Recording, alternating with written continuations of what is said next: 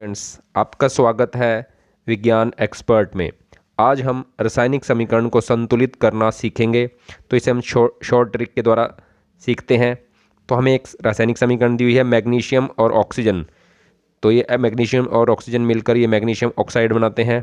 तो जो मैग्नीशियम और ऑक्सीजन है इन्हें हम अभिकारक कहेंगे और ये जो बनता है इसे हम उत्पाद कहते हैं। और ये हम एक तीर का निशान के द्वारा इसको प्रदर्शित करते हैं। हमने इसको समीकरण को संतुलित करना है।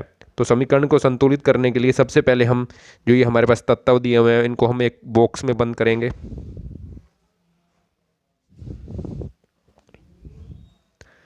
अब हमने बॉक्स में बंद कर दिया है। तो इधर जो जो हमारे लेफ्ट हैंड साइड वाले हैं और राइट हैंड साइड वाले हैं, इन दोनों परमाणुओं की संख्या को हम बराबर करते हैं। तो हम यहाँ लिख लेते हैं left hand side, right hand side. तो मैग्नीशियम और ऑक्सीजन। तो मैग्नीशियम के हमारे पास यहाँ लेफ्ट हैंड साइड पे एक परमाणु है, राइट हैंड साइड पे भी एक परमाणु है। ऑक्सीजन के लेफ्ट हैंड साइड पे दो परमाणु है, राइट हैंड साइड पे एक परमाणु है। तो हम जो राइट हैंड साइड है इसको 2 से मल्टीप्लाई कर देंगे। तो हम यहाँ 2 से मल्टीप्लाई कर देते हैं।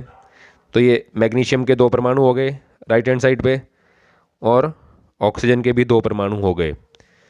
तो ऑक्सीजन के इधर 2 परमाणु हैं और राइट हैंड साइड पे भी 2 परमाणु हैं। तो ऑक्सीजन के परमाणु आपस में बैलेंस हो गए। अब मैग्नीशियम का एक परमाणु है तो मैग्नीशियम को हम लेफ्ट हैंड साइड पे भी 2 से मल्टीप्लाई कर देंगे। तो ये हमारे मैग्नीशियम के 2 परमाणु हो गए। इस प्रकार हम समीकरण को संतुलित कर सकते हैं कि हमने लेफ्ट हैंड साइड के परमाणु की संख्या को राइट हैंड साइड के परमाणु की संख्या के बराबर कर दिया है। इस प्रकार हम इससे संतुलित कर सकते हैं।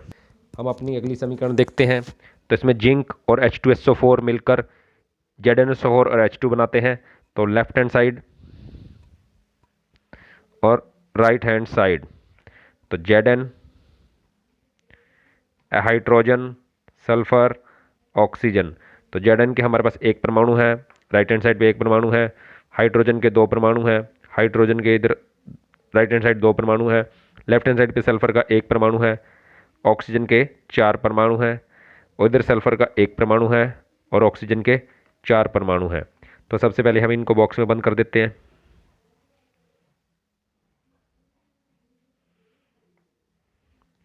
बॉक्स में बंद करने का अभिप्राय ये है कि हम इनको नहीं छेड़ सकते।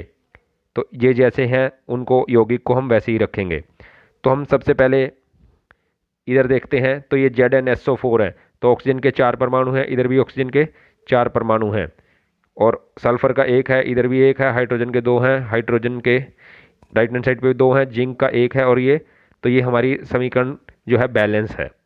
तो इसे हम संतुलित रासायनिक समीकरण कहते हैं। प्रश्न देखते हैं। तो हमारे पास आयरन प्लस H2O मिलकर Fe2O3 और H2 बनाते हैं। तो हम लिख लेते हैं इसको लेफ्ट हैंड साइड और राइट हैंड साइड। तो लेफ्ट हैंड साइड पे हमारे पास आयरन है, हाइड्रोजन है और ऑक्सीजन है। तो आयरन का एक परमाणु है, इधर आयरन के 2 परमाणु हैं। हाइड्रोजन के 2 परमाणु हैं, हाइड्रोजन के 2 परमाणु हैं। ऑक्सीजन का एक परमाणु है, ऑक्सीजन के 3 परमाणु हैं। तो सबसे पहले हम इनको बॉक्स में बंद कर देते हैं।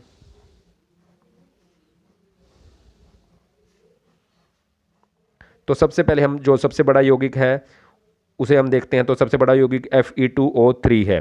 तो सबसे पहले हम जो है ऑक्सीजन को बैलेंस करते हैं। तो इधर ऑक्सीजन के 3 परमाणु हैं और इधर हमारे पास एक परमाणु है। तो हम इसको 3 से गुणा कर देते हैं। तो हमारे पास लेफ्ट हैंड साइड पे भी 3 परमाणु आ जाएंगे। तो ये ऑक्सीजन के 3 परमाणु आ गए हमारे पास। और हाइड्रोजन के जब हम 3 से गुणा करते हैं तो हाइड्रोजन के 6 परमाणु हो गए हैं। तो हाइड्रोजन के इधर 6 परमाणु हो गए, ऑक्सीजन के 3 परमाणु हैं। और इधर हमारे पास राइट हैंड साइड पे हाइड्रोजन के 2 हैं। तो इसको 6 करने के लिए हम इसको 3 से गुणा कर देते हैं। यहाँ भी हम गुणा 3 कर देते हैं। तो ये हमारे पास 6 परमाणु हो जाते हैं। उसके बाद आयरन के हमारे पास इधर 2 परमाणु हैं। तो इधर भी हम 2 से गुणा कर देते हैं। तो हम यहाँ भी 2 से गुणा कर देंगे। तो आयरन के हमारे पास 2 परमाणु आ जाते हैं। तो इस प्रकार हम जो समीकरण को संतुलित कर सकते हैं। हम अपनी अगली समीकरण देखते हैं। तो हाइड्रोजन और ऑक्सीजन मिलकर H2O बनाते हैं। तो हम लेफ्ट हैंड साइड और राइट हैंड साइड लिख लेते हैं।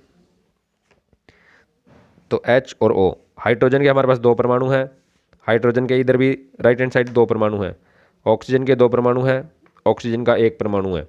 तो सबसे पहले हम इनको बॉक्स में बंद कर देते हैं। हमारे पास 2 परमाणु हैं, तो सबसे पहले हम H2O को इसको बैलेंस करते हैं। तो ऑक्सीजन के 2 परमाणु इधर हम 2 से मल्टीप्लाई कर देते हैं, तो हाइड्रोजन के हमारे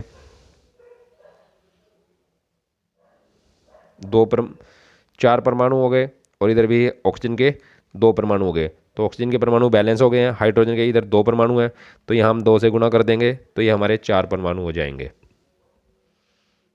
तो ये हमारे हाइड्रोजन के 4 परमाणु हो गए, ऑक्सीजन के 2 परमाणु, और इधर भी हमारे हाइड्रोजन के 4 परमाणु और ऑक्सीजन के 2 परमाणु, तो ये बैलेंस हो जाते हैं।